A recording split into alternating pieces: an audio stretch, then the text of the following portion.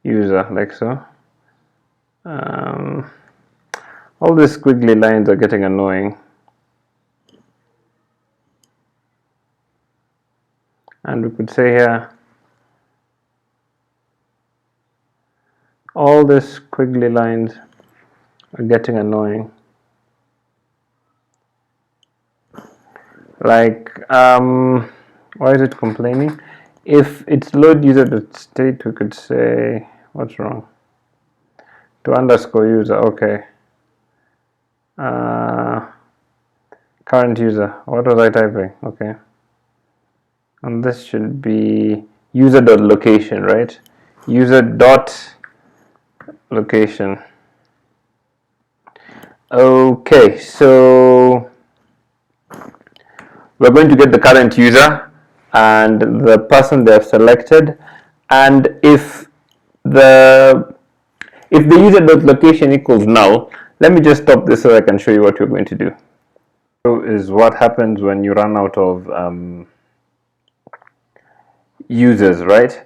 And how you would check that is, if, for example, if we click on all of them, like if we like this one, this is the finished article, by the way, not our app, of course, and we like this one, and we like this one, and I created lots of I was testing there's a problem I was looking for, so there might be a number of users. Let's just go through them and like them till we get to the end. And no one here. Yeah, so when you like everyone, you get the statement no one here, right? And so that's what we're going to code next. How you get there?